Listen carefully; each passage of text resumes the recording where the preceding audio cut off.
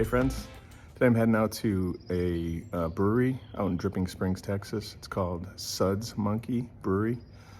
They're having their Gears and Beers meetup, so it's a car show. Motorcycles are welcome. I don't know how many will be there, but they are welcome to head over there too, but it's mostly a car show. They're also gonna have the Central Texas Bluegrass Association there with a few different bands playing some bluegrass. So I'm gonna get a chance to meet up with the owner of the brewery, Suds Monkey Brewery, have a chat with him, and also the president of the Central Texas Bluegrass Association. So stick with me and get a chance to check out the place, meet the people, and have a good time. See you soon. It's a beautiful day. It's cold. Not really cold, but it's about 52 degrees Fahrenheit, obviously. But presently just stuck here watching a train go by. So I'll check in with you later.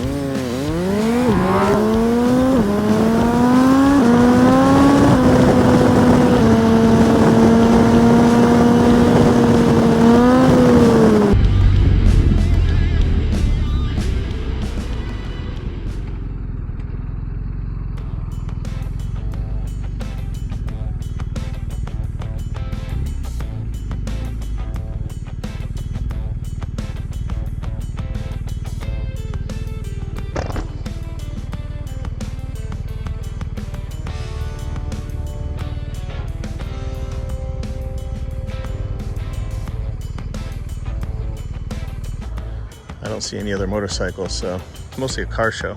So let's go check out some cars.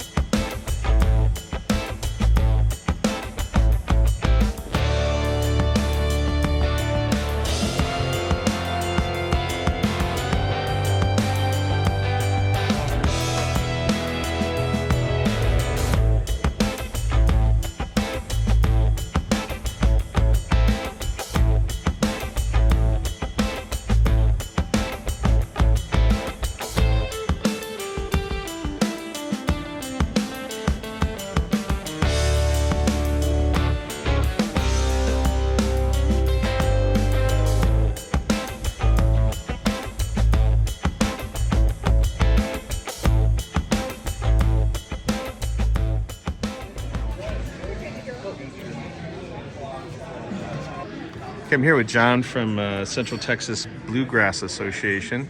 John, how's it going? Hi. There's the handshake. So can you just tell us, I see some people outside playing. There's a few different groups and you're setting up right now. I know you're busy for some live music. What are you guys all about at the association? What do you do?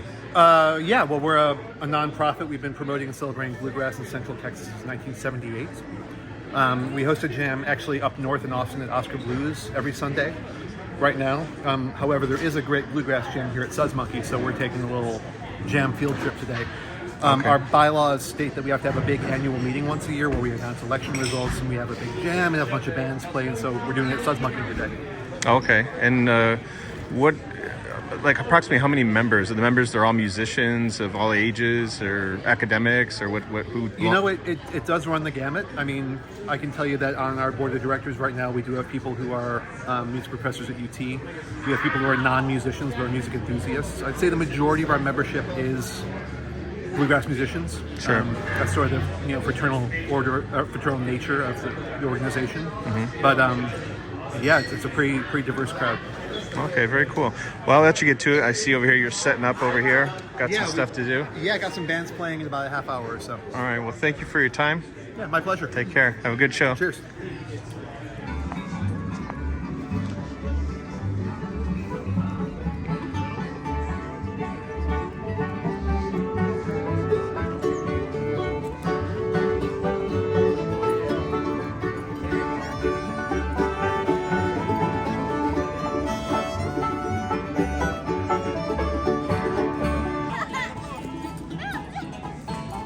make up his mind which one he wants.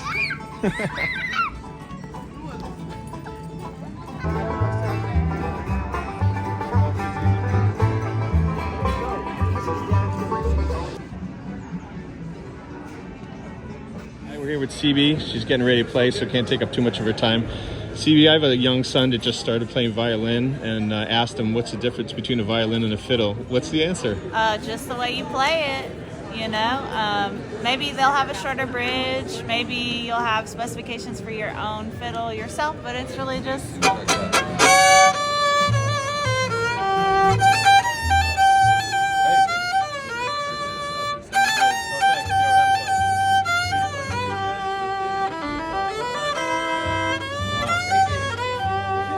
Nice. So it's basically just a way of playing, right? Yeah, it's the style. Yeah, you gotta play things from other fiddle players that you love, I think.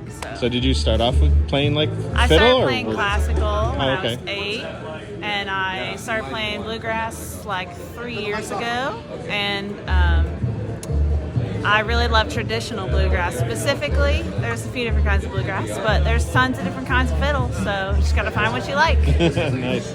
All right, thank you so much for your time. Yeah. Right, bye-bye. No problem. Bye.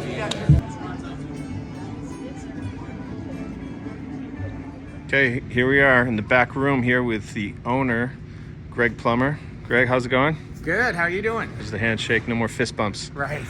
So, yeah, I just took the trip out. I saw this on Facebook. You guys were having gears and beers. Yes. And beer and pizza is like two of my favorite things. So I had to come down from the north there. So about an hour for me to get here.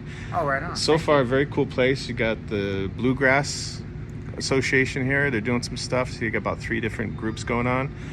Yeah. But why don't you just tell us about your place here, your establishment? Like, when did you guys start, and what are you guys all about?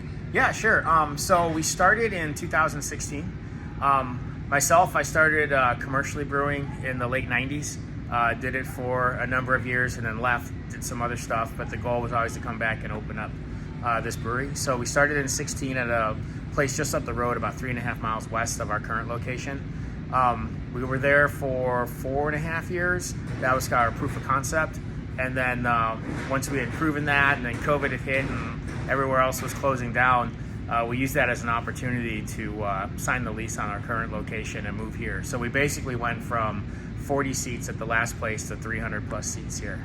Yeah, and you got a lot of, I've just been making the rounds outside. You got a lot of outdoor space, so that must have helped a lot during COVID. Definitely, yeah. And then we just finished, we've got a stage up in the front of the property. Mm-hmm. So that's going to seat about another 350 to 400 people up in the front yard. And hopefully in the spring, we'll be able to get to a pace where we can have live music up there every Friday evening. How big is the property approximately? The entire property is 25 acres. Mm-hmm. It's right at Nutty Brown and 290. We're just on the northwest side of Nutty Brown. We utilize about 7.5 acres of the property for our facility. Okay. Yeah. And how many kind of varieties of beer do you have? I'm sure you kind of rotate them and do new ones and seasonal ones and all that, but... That's the question. So we're on a 7-barrel system, or a 3.5-barrel system that we double up into a 7-barrel system. At our last place, the beers would last a lot longer than they do here. So like a batch here could disappear, and like it takes 2 weeks to make it, and it might sell out in under 2 weeks. So we try to keep anywhere from 7 to 10 beers on the board at any given time. 5 core beers, and then the other 3 to 4 like rotationals. Specialties. That will put up their specialties. Sometimes like I'll make them intentionally like higher alcohol or darker so that they'll hang out on the board longer and make it look more full. But yeah, so we'll do a seasonal, like almost every month we'll bang out one seasonal, and then we usually pair that with pizza of the month that we do. Oh, okay, cool. Yeah. And you got pizza ovens and all that stuff, or is that your main grub here? Yes, so pizza is our main grub. We've got an old triple stack conveyor oven that we purchased. I think it was an old Pizza Hut oven that got refurbished. So it can the machine can put out about 400 pizzas an hour. Wow. Yeah, so that's a lot of pizza. It cranks, and on the weekends we definitely kind of knock up against that sometimes. But so we moved at our last place. We had a closet that was like a catch-all that we converted into a pizza kitchen with a small oven, and that's what kept us open during COVID, because we switched our permit right before COVID hit without even knowing it was coming. Oh, wow. So when all the alcohol places had to shut down, we were classified as a restaurant, and that like just carried us the whole way through. Oh, nice. When we came here, we built out about a 2,700 square foot kitchen in the back. So, and we do have a full range and everything. We just haven't gotten to the point where we can manage burgers and all the other things that we want to do. But hopefully by next year, Q1 next year, we'll be doing that. Yeah, who needs that stuff, man? Yeah, the pizzas are great. Pizza's where it's They're at. easy, right? Yeah, yeah, and it's easy to bundle them. They go well with beer. Oh, they totally. Yeah. This is kind of wine and beer country out here. Kind of, there's a lot of breweries and wineries and distilleries. Yeah. Yeah, yeah. This is kind of a hot place out here. I definitely want to make the rounds at some point, but It's a great day tripping place too. You know, like you ride your bike. Mm-hmm. There's a lot of like windy roads down Fitzhugh and coming out like on the Route 12 out there. If you go from Circle Drive on Fitzhugh all the way over, I think you go past like 5 or 6 breweries, at least 2 distilleries. So there's a lot going on out here. yeah, and for bikes, getting out here is fun because you're coming. From where I'm anyways, coming from like North Austin, Round Rock area. Yeah. You got to go through the windy roads over in Hill Country by Lake Travis. Yeah. Then drop down. It's a lot of fun coming out here. Yeah. But I'll let you get to it. Thanks a lot for taking time to kind of tell us a little bit about what you guys are doing. And have you been doing any commercial stuff like selling your beer at the big box stores or any of that kind of stuff yet? That's not our model.